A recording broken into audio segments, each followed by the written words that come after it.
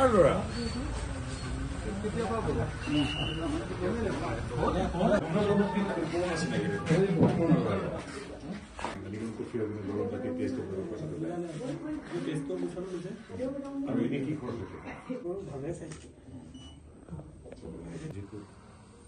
পুৰা যদি লাগিলে সি কি কয় তিয়কে হওক বা মৰণীয় হওক বা যিখিনি সাংবাদিক আছে সেইখিনি সাংবাদিকখিনি চাবলৈ মুখ্যমন্ত্ৰী একদম পৰা হেৰি কৰিছে আৰু কি আছে আৰু খবৰ ল'ম এতিয়া বাধ্যতা ভগৱানৰ চেষ্টা ঠিকে আছে এতিয়া কেয়াৰ ল'লে হ'ল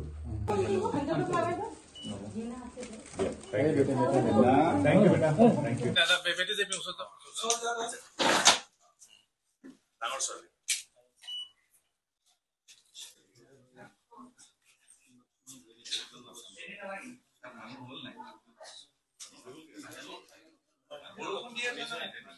হয় শিৱসাগৰৰ সংবাদ মাধ্যমৰ লগত প্ৰায় ৩টা দশক জুৰি জড়িত হৈ থকা আমাৰ বন্ধু মুন্না আগৰ সামান্যভাৱে শাৰীৰিকভাৱে অসুস্থ গতিকে মুখ্যমন্ত্ৰী ডক্টৰ হিমন্ত বিশ্ব শৰ্মাদেৱে যিদৰে আমাক কয় যে মফচলৰ সাংবাদিকসকলেও সাংবাদিকত্বটো আচলতে প্ৰধানত এটা গুৰিবঠা ধৰি লৈ যায় গতিকে সৰু সৰু চহৰবিলাক মফচলৰ সন্মানীয় সাংবাদিকসকলৰ কাৰণে আমাৰ কৰণীয় আছে আৰু সেই সূত্ৰে আজি খুব গুৰুতৰ নহয় যদি ভগৱানৰ আশীৰ্বাদত তেওঁ অলপ বিপদৰ পৰা ঘূৰি আহিছে গতিকে তেওঁ খবৰ লোৱাটো আমাৰ কৰ্তব্য আৰু শিৱসাগৰৰ সকলো মানুহে মুন্নাৰ যিটো অৰিহণা আজি ৩টা দশকসকলে জানে মোৰ কৰ্তব্য বুলি আজি বন্ধুৰ খবৰ লৈছোঁ সি মুন্নাৰ আৰু এইখিনিতে প্ৰাণিধানযোগ্য কেৱল সাংবাদিক বা সংবাদকৰ্মী বুলি ক'লে আমি যাতে ফটো সাংবাদিকসকল ভিডিঅ' জাৰ্নেলিষ্টসকলকো আমি যাতে আওতালে আনো সেই কথাটো খুব গুৰুত্বপূৰ্ণ গতিকে সাংবাদিক মানে কেৱল স্ক্ৰীণত ওলাই থকা সন্মানীয় সাংবাদিকসকলে যে নহয় এই কথাটো মই নিজে যিহেতু এগৰাকী সংবাদ মাধ্যমৰ পৰা হ'লো সেই আমি এইটোৱে জানো যে সংবাদ কৰ্মী বা সাংবাদিক বুলি ক'লে আমাৰ ডেস্কত বহি থকা আমাৰ সন্মানীয় যিসকল আমাৰ ডেস্ক এডিটৰ থাকে আনকি এনজেছ কৰা সম্পাদকগৰাকীৰ পৰা আমাৰ এই মুহূৰ্তত কেমেৰাৰ পিছফালে থকা ভিডিঅ' জাৰ্নেলিষ্ট কেইজনলৈকে ফটো জাৰ্নেলিষ্ট কেইজনলৈকে সকলোকে সামৰি আচলতে আমাৰ মূলত সংবাদ মাধ্যমটো আছে গতিকে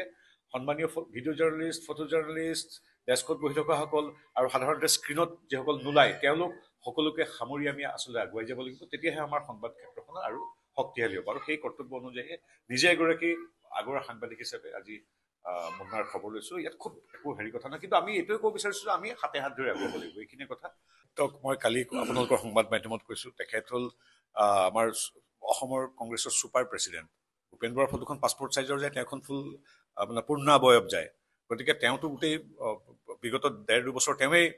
অসম বিজেপি চলাই আছে তেওঁ অহাৰ পিছত তেওঁৰ নেতৃত্বত লোকসভা নিৰ্বাচনত কি হ'ল আগতে ৰিপুণ বৰাৰ দিনত ৫খন এখন আছিল সেইটো পৰ্যবেক্ষিত হৈ ৩খনলৈ নামি আহিল পঞ্চায়ত নিৰ্বাচনত তেওঁ নিজৰ সমষ্টিটোতে ভেটি উচন কৰি দিলে গতিকে তেনেগৰাকী ব্যক্তি ইলেকশ্যন খেলিলে সভাপতিত্ব ল'লে খুব ভাল কথা কিন্তু মোৰ বোধে কংগ্ৰেছে এতিয়া সেইবিলাক নকৰিব পাৰে কাৰণ কি এতিয়া পাকিস্তানৰ দৰে এখন ৰাষ্ট্ৰৰ লগত তেওঁৰ যিটো সম্পৰ্ক লাহে লাহে স্পষ্ট হৈ আহিছে এইবিলাক ভুল হয়তো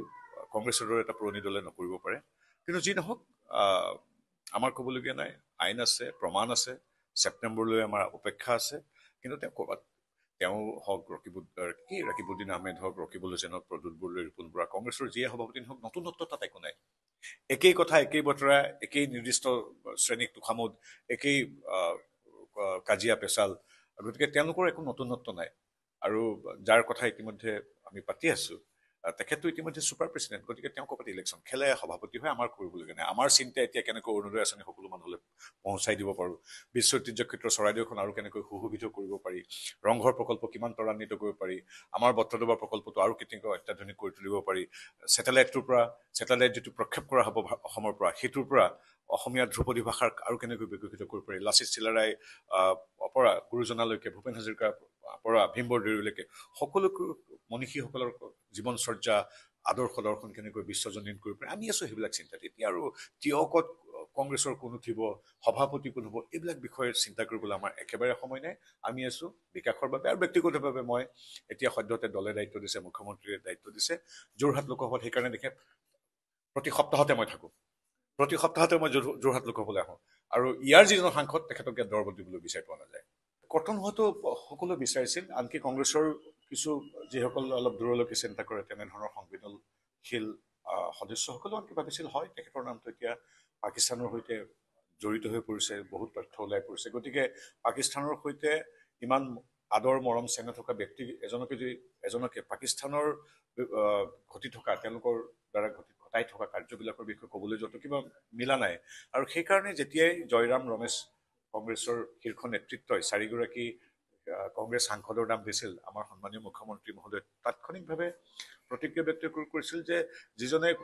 পাকিস্তানত গৈ থাকি আহে গৈ পাকিস্তানলৈ নোযোৱাকৈ যায়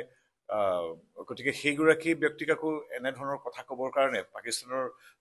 চক্ৰান্তৰ বিষয়ে কথা ক'ল যিটো কিমান যুগুত আৰু হয়তো মই এতিয়ালৈকে নাজানো হয়তো কংগ্ৰেছেই উপায়বিহীন হৈ নামটো কাটিলে হয়তো আমাৰ চৰকাৰে নিৰাপত্তা দৃষ্টিকোণৰ পৰা কাটিলে গতিকে এই কথাটো মই এতিয়ালৈকে কোনে ক'ত কেনেকৈ হেৰি হৈছে নাজানো কিন্তু এইটো ভাল কথা আচলতে কাৰণ কি আমি সঁচাই হতচকিত যে ইমান এটা ৰাজনৈতিকভাৱে উচ্চ পৰিয়াল আৰু ইমান উচ্চ শিক্ষিত এগৰাকী ব্যক্তি কথানে বতৰানে 194খন দেশ আছে তাৰ পাকিস্তানলৈহে যাবলৈ পালেনে আৰু গৈছে বোলে এদিনৰ কাৰণে নহয় 15 দিনৰ কাৰণে গৈছে পাকিস্তানলৈ মানুহ যায় কোন যায় কেতিয়াবা ক্ৰিকেট খেলিবলৈ হকী খেলিবলৈ যোৱা দেখিছোঁ কোনোবা ৰাজনীতিবিদে দেশৰ অনুমতি সাপেক্ষে যায় কিবা ৰাজনৈতিক কাৰণত কেতিয়াবা আমাৰ বিভাগৰ কূটনীতিবিদসকল যায় তাত কেইবাটাও ধৰ্মীয় অনুষ্ঠান আছে সেইকেইটালৈ পৰ্যটকসকলে বিশেষ অনুমতি লৈ কেতিয়াবা যোৱা বা ব্যৱসায় কৰিবলৈ যোৱা মানুহ আমি দেখিছোঁ বছৰকৈ 10-15 হাজাৰ যায় 140 কোটি মানুহৰ 10-15 হাজাৰ যায় সেইখিনি সম্পূৰ্ণ দৃষ্টি নিবদ্ধ হৈ থাকে কোন কিয় কেনেকৈ গৈছে কিন্তু তাৰ মাজত এগৰাকী আমাৰ অসমৰ সাংসদে